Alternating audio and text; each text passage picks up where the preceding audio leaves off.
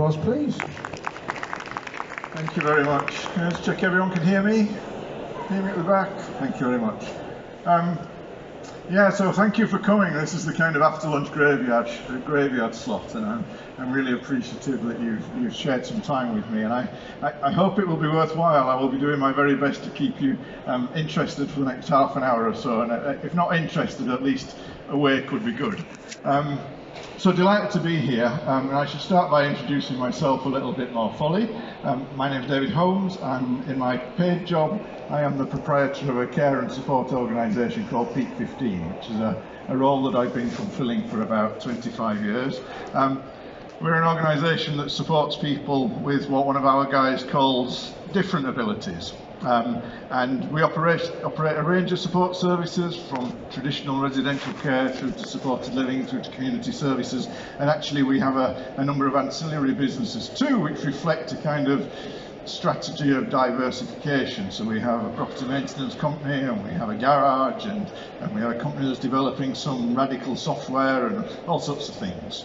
I've been doing it 25 years, and I'm here today to talk about Reinventing Social Care, which is a programme that started a couple of years ago. I think it started, I'll talk a little bit about how it came about in a second, but I would say that it's a programme that's very dear to my heart.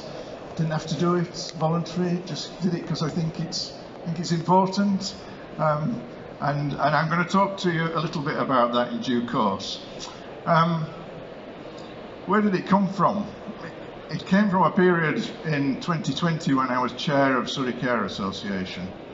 And that was a time when I was working with a really talented group of directors. They're people that I really valued and cherish, and still value and cherish. And I think we thought as a collective group that we were witnessing the long-term demise of social care. I think we felt like we were the end of the food chain. I think we felt like decisions were being made around us that impacted us, but actually we weren't being consulted on those decisions, and that actually we were witnessing a bad state of affairs, and we thought that we should, rather than simply acquiesce, we thought that we should start to do something positively about it. And that was our ambition, which seemed ridiculous at the time, was that we could perhaps redesign social care from scratch. It's a mad ambition, really, and you know, I think it came from a view that actually social care never was designed. Social care just emerged. It wasn't designed in the way that the NHS was designed. It just emerged from a bunch of policies and regulations and the odd bit of legislation, and so we thought we'd redesign it from scratch. And we held a series of workshops through 2020, and we published this report in late 2020. I'm suspecting you haven't seen it because I don't think it got circulated too widely, probably our fault. We held a really great launch event which was chaired by Martin Green, and which Jeremy Hunt and Sir Robert Francis came and gave their response to what we were doing. And you know, I think, and I say this as someone that's never been involved in writing anything like this before, and I think it was pretty good. My daughter would say self-praise is no praise, but for a bunch of amateurs, I think it was pretty good, and I still have some pride in it, and it's on our website if you want to have a look at it. I wouldn't say it's professionally written, but I think there's a lot of good ideas in there. Did it make a difference? Probably not. You know, it might have just made a difference around the fringes. I think people that read it, people that engaged with us through that process, I think they would have got something positive out of it. And I kind of describe our programme as a programme of 1,000 nudges. This made a few nudges, worthwhile nudges, I think. Making a few more nudges today. It feels like every time we have a conversation we're making nudges. I think that's really important and valuable, and I think that's what it did. That was it, the end of 2020, and we thought, what do we do now? Do we sit on our laurels and put this on the bookshelf and reflect on that being a good exercise, or do we crack on? And so we decided we should crack on, and we moved from the geographical footprint of Surrey to a wider geographical footprint of the UK. We invited some more people to get involved in our programme, and since then we've cracked on and done quite a lot of work, I think. I think over the last 18 months we've made quite a lot of nudges. We've had meetings with the Care Minister, we engaged with some senior people at the Department of Health, we've had lots of conversations with people across the sector of this nature. We're trying to promote engagement in our programme, but really we are just a bunch of providers doing it in our spare time. And we don't have much infrastructure and much support, and we do it on the cheap, and we do it around our busy daily lives. So there is only so much that we can do, but it still feels like better than doing nothing. And it felt like there are a lot of people in our sector that were just sitting and doing nothing and pissing and moaning, and that we should do something proactive. And so that's what brings me to be standing in front of you today.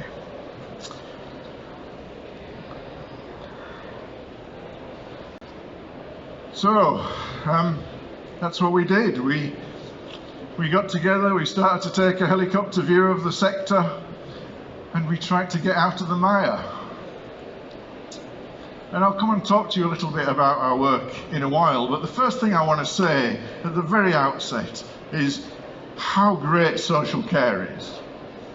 So, you know, I'm preaching to the converted here. I know you believe this already, but our view, the bunch of providers that came together in this programme, have a really strong view that social care is absolutely great. Social care is great because it's about life, you know. It's social care at its very best has moved away from a historical medical model and into a much broader, a much more holistic, a much more dynamic model of care and support. And at its best, it transforms lives, doesn't it? You know, I suspect a lot of you guys in this room are working on the front line in social care, and you guys are transforming lives, and that's a really valuable, exciting thing, isn't it? That's what we do for a living. What could be more exciting than that? I'm going to reflect once or twice in the next half an hour on what goes on in my organisation. I'll reflect some things positively and some things not so positively. I will start with a really positive one though. There's a guy that we support. Came to us when he was about 18 years old. He's about 30 now. He came from a really troubled background, and he was at great risk in lots of different areas of his life. And he came to us and lived in one of our group supported living services. He probably had 50 hours of support a week. And roll the clock forward 12 years. He's now living on his own in a housing association flat. He has in the last month got off benefits. So he's now working nights at Sainsbury's, he's working a few evenings at KFC, he's living his own life, he's contributing to society rather than drawing on society. It's a fantastic journey. And for me, that's the embodiment of social care. That's what social care can be. Social care can be really transformational. It can really build people's lives in that way.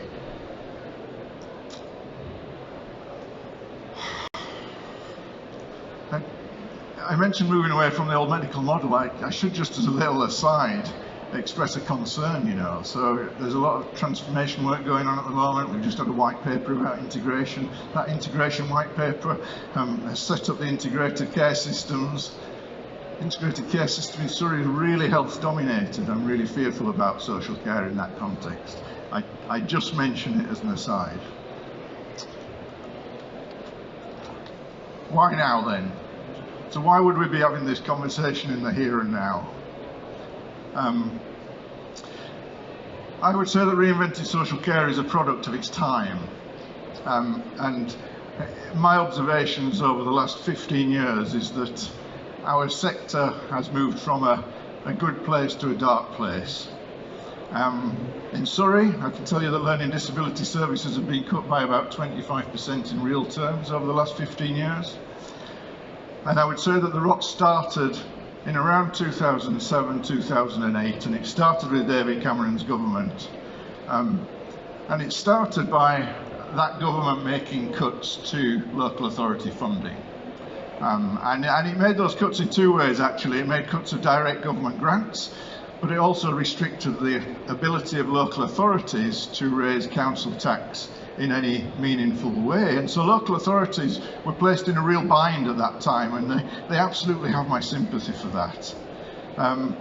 Inflationary uplifts became a thing of the past, and cost-cutting initiatives became the thing of the present. And in Surrey, some of those were really brutal. I still bear the scars of that exercise.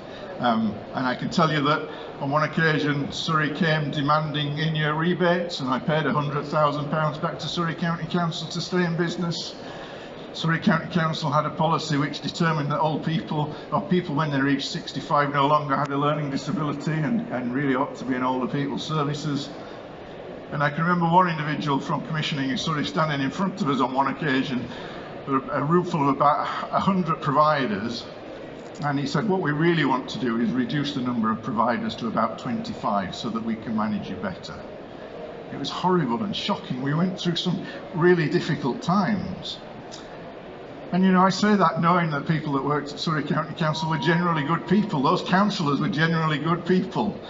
There was one occasion I can remember that because they were aware that all this was happening on their watch, they thought about increasing council tax by 15%, which would have required them to go to referendum. And all the sector, all the providers were thinking, this is great, there's going to be this big change now. Didn't quite happen. I suspect that central government politics got in the way and stopped it. But it would have been really exciting. All the while, of course, whilst this austerity, whilst these cuts are going on, all the while demand for services is increasing. We know very well, don't we, about the demographics here. We know about the ageing population. We know that people with the population of people with working age adults who are requiring services is increasing too. And we'll all be familiar with the Barnett graph of doom. You know, that's still a real thing for local authorities that can't afford to fund services. They raised eligibility criteria. I can remember when I came into social care, people with moderate needs were receiving services, but no longer people with substantial needs barely get services now. It's really a case of needing to have a critical need before you get a service. And what can providers do? Well, actually, anything that we could to stay in business is the reality. And the sad thing that we had to do is that we had to constrain pay rises. And that's what's caused the average rates of pay in social care to go from what was a reasonable level 15 or 20 years ago to national minimum wage today. I went to a presentation earlier on where mention was made of the recent ADAS report that's come out. It talks about 506,000 people waiting for assessment or waiting for services. If I think about that figure and I juxtapose it with the number of people, the number of staff vacancies that we all have in the sector at the moment, for me it feels like we're at rock bottom. It feels like we're at the nadir. It feels like there is nowhere to go. It feels like in social care in 2022 we're in the bargain basement.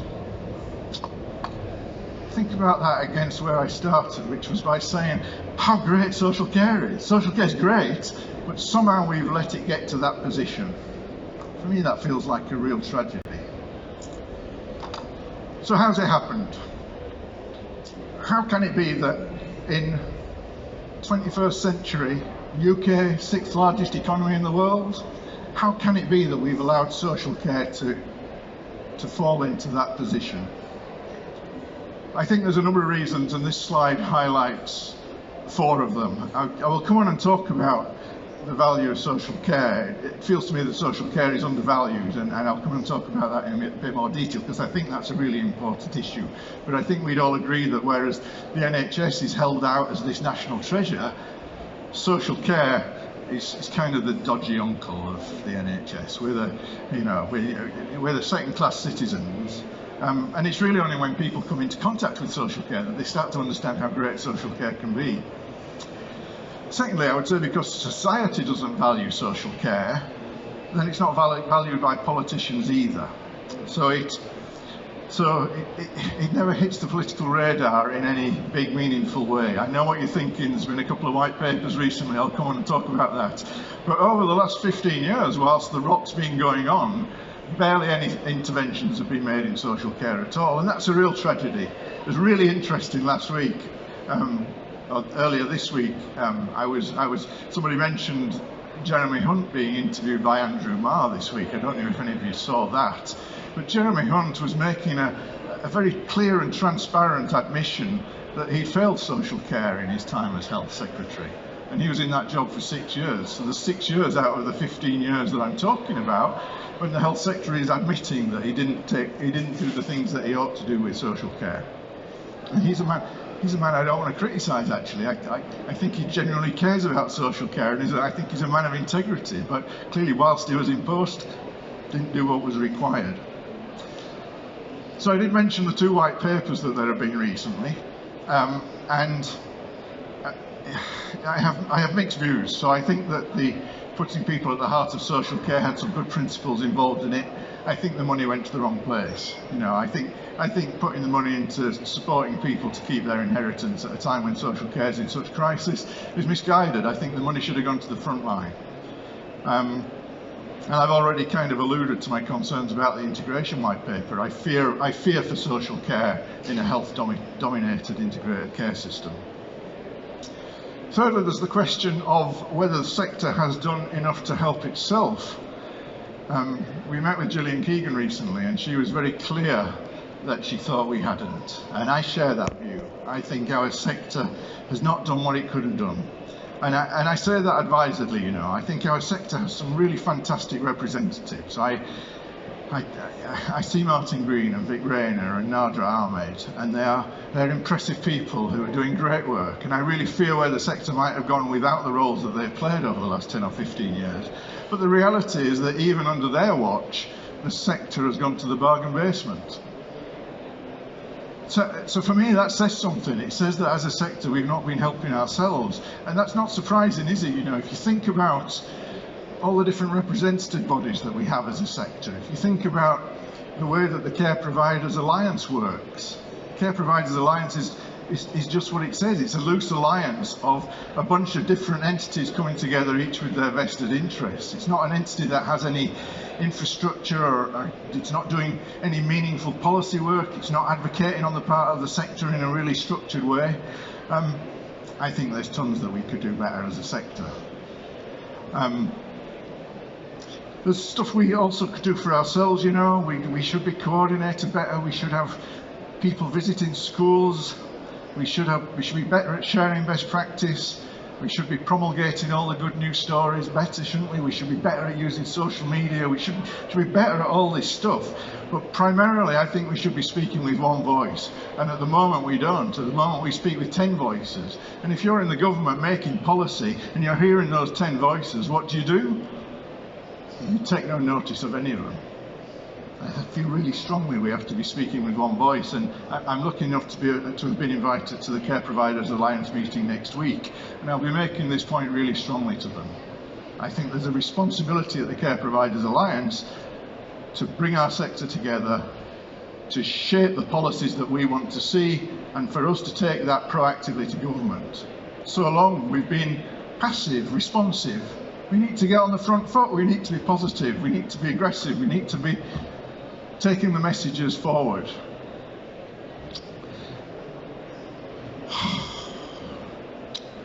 Controversial view might be that we should also be promoting unionisation. So, I'm an employer, you know, I employ 350 people. I would hate to be sitting across the table every year with some union that's bargaining collectively on behalf of all my staff. But I also believe that one of the reasons that care and support staff are paid close to minimum wage is that the workforce isn't unionised. I just float that boat. I think there are other sectors which will demonstrate that unionisation has worked better for their staff. And finally, down at the bottom, I would make the point that the people we support have no voice. So they tend to be old or disabled. They're calling on social care at a time in their lives when they're at their very lowest ebb. So, no surprise that they're not an effective campaign group. And that's a real shame, isn't it? Because actually I think the voice of people that use our services is perhaps the most powerful of all.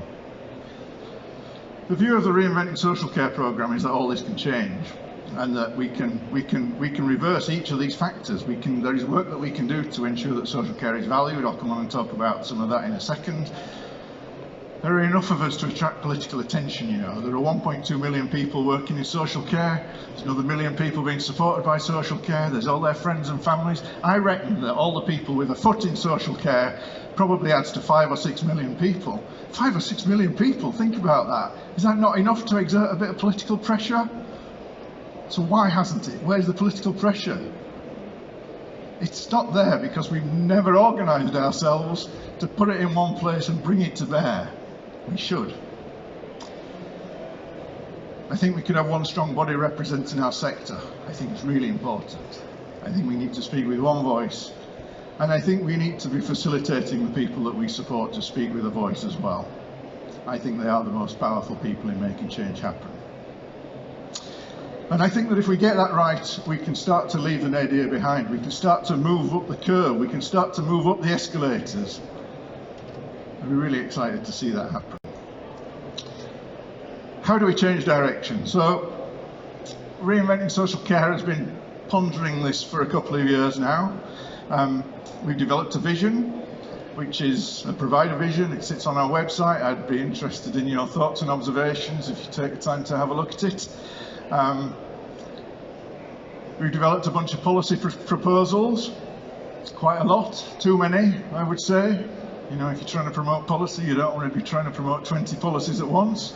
I think we've fallen into a bit of a trap, tried to slim it down. So today I'm going to share with you 4 or 5 or 6 policy proposals, which we think are amongst the most important things that we could do. So the first one is valuing social care. I alluded to this earlier. And this is a prerequisite, really, rather than a policy proposal. And I expressed the view that I think we can do a lot here that we haven't done. First thing I would say is that I don't believe social care is well understood by the public. If you went and asked the public what they thought about social care, what they understood by social care, my suspicion is that you would get a whole myriad of different responses, and a lot of people will be scratching their head and kind of coming up with half-hearted explanations of social care. I'd be really interested to know if anyone knows about any research on that. If there's any research that you're aware of about the public perception of social care, I'd be really interested to know. And I would be really interested to juxtapose that against the public view of the NHS, because I suspect there's a real divergence there. And if people don't value social care, they're never going to support it. They're never going to invest in it. They're never going to be comfortable about the government raising tax to pay for it. And actually, they're never going to work in it either.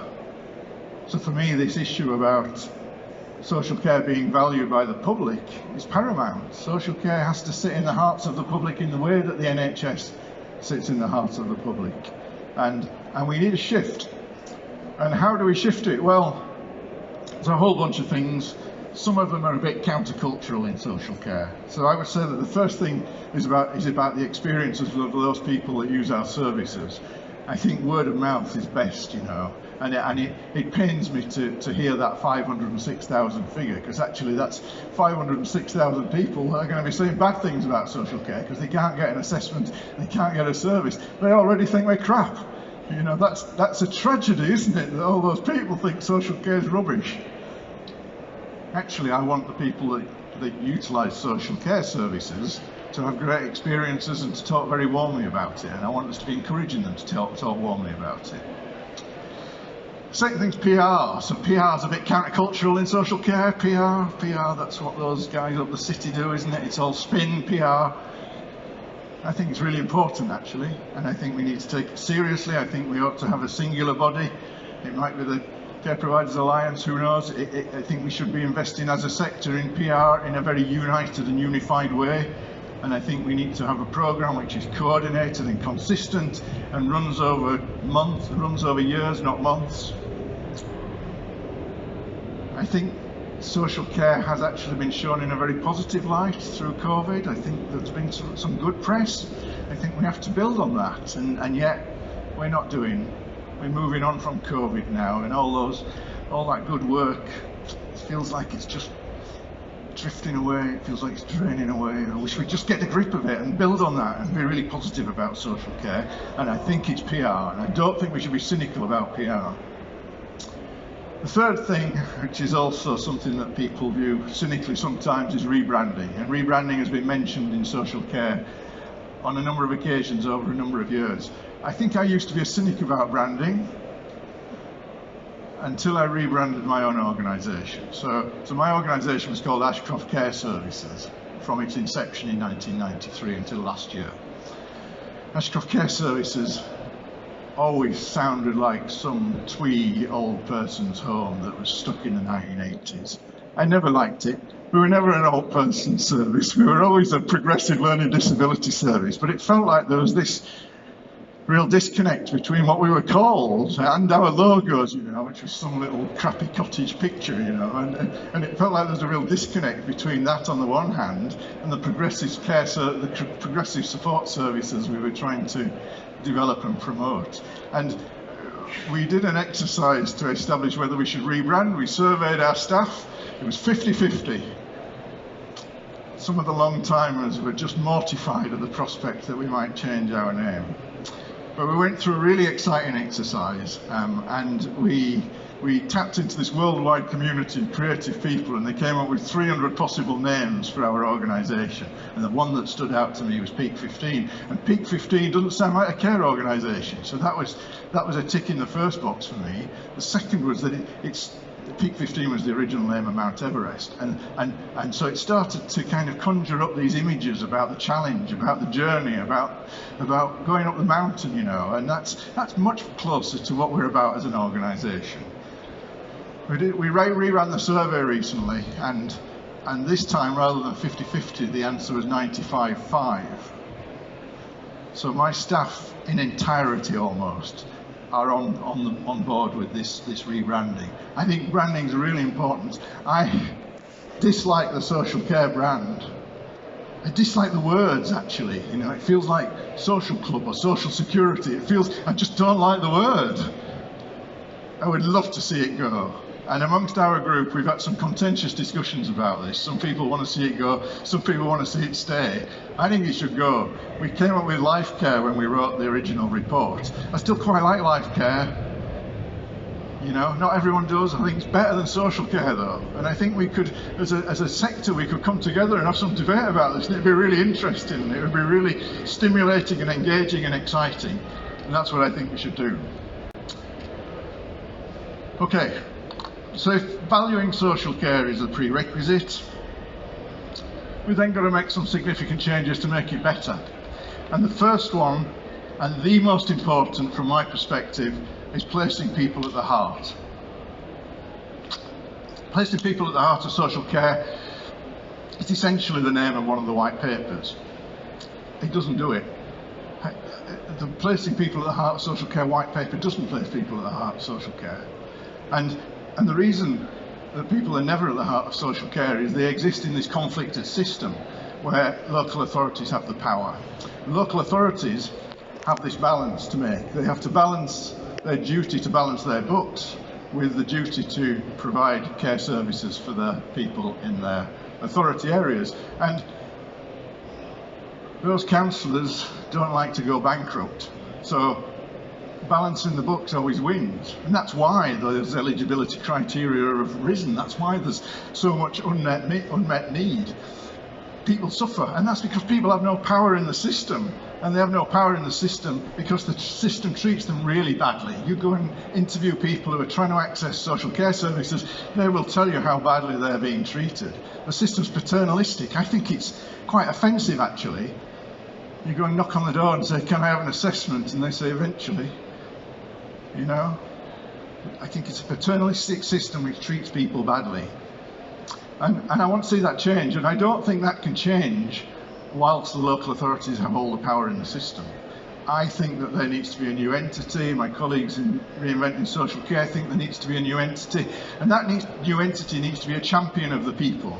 It needs to be an entity where people can go for support and advice, where people can go for help with choosing a service, where people can go and get some help with an assessment being done, somewhere that will help them write their own support plans, somewhere that will help them conduct their reviews, someone that will help them with processes, which can be really person-led processes, but at the moment they aren't. You know, there's so many old horrible processes that do things to people rather than people doing them for themselves. And I think there is scope here for some real radical change in our thinking. I think a new entity, which we've loosely called the Social Care Support Network, but could be something else, could be a real game changer in our system, because it could put people right at the heart of the system. It could rebalance this tension between local authorities and their funding pressures and the needs of people. And of course there will be argument. I'm absolutely clear about that. There will be argument between individuals who say, I've got assessed needs, and social care and local authorities that are saying, well, we haven't got any money. Let them argue, because those arguments are really important, and that's better than just sweeping it under the carpet and saying you're not getting a service. Commissioning. I won't talk much about commissioning. Suffice to say on commissioning, it's really important. Commissioning and market shaping are really, really important functions, but they are almost, I say this advisedly in case there are commissioners in the audience, my view is that across the patch there are some real weaknesses in our commissioning processes, and that actually we know that commissioning at its best can be great. You know, commissioning is really important. It can drive innovation, it can share best practice, it can create a really vibrant marketplace in which people have real choices to make. But how often do we see that? Very seldom. And it's out there, you know. There's been tons of stuff written about commissioning over many years. I'm reminded of Commissioning for Better Outcomes, which was an ADAS and LGA piece of work that was done, 2013, 2014, some time ago now. And for me, it was a seminal work. You know, it talked about some really good practices, but we don't see those translated into commissioning practices in local authorities. They're still stuck in their old ways, and we see it day in, day out. You see it as well. It's nowhere near where it should be, and I think it's really great actually that commissioners are falling under the spotlight of CQC. I think that's really important. I think that will make a positive change, and I'm going to make a campaign. I really want them to start in Surrey. I want Surrey to be the pilot test for CQC's examination of commissioning processes, because in Surrey there is some work to be done, shall we say.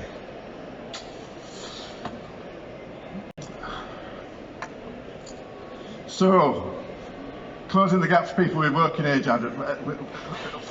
adults. This is the one that's closest to my heart. I'm a learning disability provider, and I have a really strong view here. Half of the social care spend goes on working age adults. But if you talk to people in the street about what social care is all about, they will say it's about care of the elderly. They have no concept that half the social care spend goes on working age adults. And in respect of working age adults, the way that we support people, the outcomes that people are able to achieve is shameful. And, you know, I say that as someone that operates a supported living service, supporting people to great outcomes. We have a CQC rating that's outstanding in every domain. It's pretty shameful for us as well. And I say that because of the way that people with learning disabilities live. People with learning disabilities live the way that they lived 20 years ago, by and large. They live Groundhog Day. They don't have many friends. They don't have great social lives. Very few people have a special person in their life. They don't have children. Don't have much sex. A lot of someone with a learning disability in our country is really poor. Of course, there's exceptions. But there's a massive gap. There's a massive gap between the way that you and I live and the way that people with learning disabilities. And the reason it's shameful is that we could close that gap. We have it in our capability to close that gap. We need a new model. We need a new model that supports people to articulate big dreams, aspirations, lifelong goals. We need mechanisms through which we can have conversations with people about what they really want, structured conversations, where we address those things that people don't like to talk about, so that people do have sex, and do have relationships, and do have marriage, and do have children. Why shouldn't people with learning disabilities have those things? But we've done nothing as a society. It seems to me over the last 20 years we've barely moved. There's some good provision, which I hope my provision falls into that category, and there's some good stories that we can tell, but there's a lot of bad stories out there as well. I went to a funeral recently of a guy that we've supported for 20 years, and the funeral was really well attended by people from my organisation. There might have been 30 or 40 of us in the room at the crematorium. And there were two other people that we didn't know. Those two people were his brothers. We didn't know them. And his brothers came back to the house, and they were really impressed about the way that he'd been cared for and supported. And I had a really good conversation with them, and they brought pictures of them with their brother when they were kids growing up in Littlehampton. And I was thinking, you know, I was really ashamed. I was ashamed of the fact that we hadn't supported this man to maintain this relationship with these two brothers, who were clearly very loving and very caring. And I was thinking, that's happened on my watch in my organisation. I carry that shame. I think we did a bad thing. But I don't want to see that happen for anyone else. I want people to be building relationships, maintaining relationships, doing all the great things that they can do in life, and living genuinely as full citizens in our communities. And that's in our gift. We can do that. We just need a landmark programme to do it. So let's do it. Value of the workforce. This is familiar to all of us, isn't it? You know, we cherish our workforce, we love our workforce, they do fantastic work. We have heightened expectations of them. We want them to move from being people who change pads and administer medication. We want them to be people who are supporting people to live full, progressive, active lives. We want them to be supporting people who will achieve great things in their lives. We want the earth. We want everything of our care staff, don't we? So how tragic is it then we've driven pay down to national minimum wage, you know? If you go back 10 years, you would find that care and support staff were paid more than people working in retail and hospitality. But today, they're paid less. They sit at the bottom of the pile, and my colleague Charles Taylor, who I think spoke yesterday at this event, is our workforce lead on Reinventing Social Care, and he's dug out some statistics that demonstrated that social care staff sit alongside kitchen porters and laundry workers at the very bottom of the pay scale. Social care is so great. How's this happened? How can we be where we are now? How have we allowed that to happen? It's us that's allowed that to happen. So we can't recruit, and that's not a surprise, is it really? We can't recruit. And we can't recruit because we're trying to buy a Mercedes for the price of a larder. And the consequence of not being able to recruit is that we all have too many staff vacancies. And that ADAS report that I alluded to earlier also said that in the first 3 months of this year, there were 170,000 hours of domiciliary care that went undelivered because providers didn't have the support staff to deliver them. And that number had increased 7-fold in 12 months. Oh, that's a scary statistic, isn't it?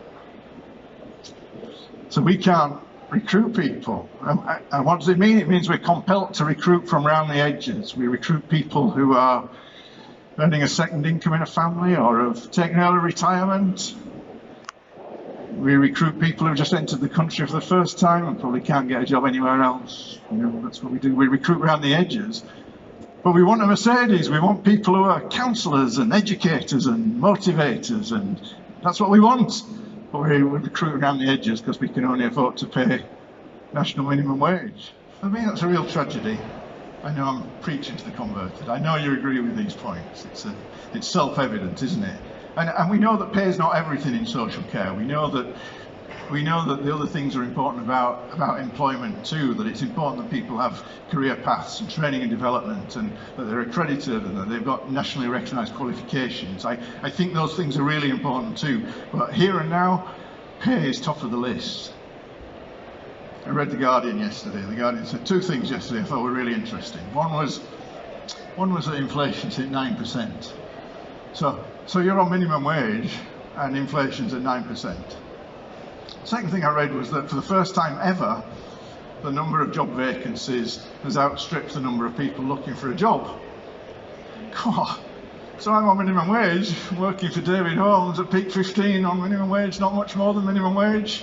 I can't afford to pay my bills, I'm the most committed person in the world, I love my job, what am I going to do? You know, we're going to really struggle. We're going to really struggle if we don't do something significant. And in Reinventing Social Care, we propose a couple of significant things. One's the national minimum care wage. £2 or £3 above national minimum wage. We made that proposition to Gillian Keegan. Not well received. The second thing we might think about is a social care pay structure which is parallel to the NHS pay structure. It feels to me that if we produce something, and we could do this through our sector, through the sector bodies, we could produce a social care pay structure, and we could all try and stick to it, we could all aspire to move towards it, so that in future costings we can reflect that pay structure and put it into those costings.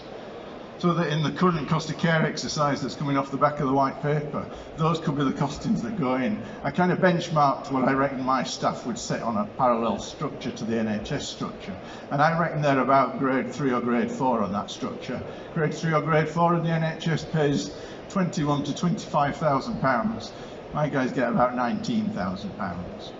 21 to 25, starting to move what I think towards a figure that I think they're worth. I think that's starting to move to somewhere that we should be paying to fairly reward and value those fantastic people that are delivering that care and support. Finally, I would say the sector has to build sustainability. And there's a whole raft of things that need to be done to build sustainability into our sector. But I do think it needs us to go back to square one. I think we've got to start by articulating the underpinnings of our sector, the roots, if you like. We have to articulate what our sector really is all about, that it is enriching and progressive and empowering. And I'd also say that one of those underlying principles really has to be joy, you know. One of the things that brings me to spend my working life in social care is joy.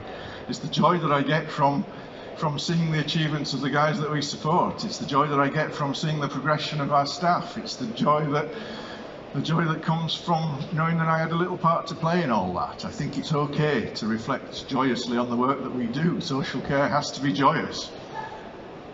And building on those roots, what else is important? You would all put your own branches on here, and they might be a bit different to mine. But the things that I think are important, we talked about it being attractive to staff, we talked about the importance of rewarding people fairly for what they do. I think there's also something about status that's really important there. People when they're having that conversation down the pub and they're saying to their mates, they're saying, what do you do for a living? And they're saying, well, I just work in social care. Social care. And actually people ought to be really proud of it. I used to work for KPMG as a management consultant in business transformation, and when I left and came to work in social care, all my colleagues who were swanning off to corporate banks and all over the place said, what the bloody hell are you going to work in social care for? And my response was kind of, well, I'd much rather stay here and make rich people richer. Not quite for me. Status is important to people. We shouldn't ignore it, should we? We shouldn't see status as a dirty word. Status is important. People should be proud to wear social care as a badge. It needs some commercial appeal. It needs to attract investment. You know, organisations, whether they're not-for-profit or profit-making, have to make a surplus to survive and to invest. Really important. That means that money has to be put into the sector. I'm under no illusions about that. But I would say that in our progressive new models of social care, what we're looking to do is throw the kitchen sink at prevention and enablement, and that can enable people to live more cheaply. People develop independence, they can live at significantly lower cost to our society, and I could give lots of examples of that. Final thing I would say is partnership working. Partnership working is really, really important, and in my experiences in social care, it's been almost wholly absent. We've been on the end of an adult-child relationship in which trust has had no part to play. How can that be right? Makes no sense. All right, nearly finished. What's next? Well, we continue this engagement. If you're interested in any of the stuff we've been talking about, I would say go onto our website, it's on the next slide, and have a look. Tell us what you think, give us your criticisms, give us your concerns. We've got big shoulders, there's no ego in this programme at all. So if you think it's crap, tell us it's crap, but tell us how we can make it better. That would be really good. We're going to continue engaging with representative bodies. I think they've got a really important role to play here. And we're going to continue conversations with politicians and policymakers and influencers. We've been very lucky to have some great conversations, and some of those conversations are ongoing, and then we'll produce a report at the end of the year. I have to say, in closing, we ain't another provider organisation that's going to endure. We are a task and finish exercise. It's quite hard work, this. I've got a business to run and I can't do it forever. So we're making an intervention at a point in time when it's critical to make this intervention. And come the end of the year, our programme will draw to a close, perhaps. That's enough from me. Thank you for sharing Folks, with me. Seriously, no, before you start clapping, I've been here for 2 days, right? Running this theatre for 2 days. I struggle for words, Bonnie lad, because that was absolutely top draw. And if you ever wanted to go into office, you can have my ex any day of the week.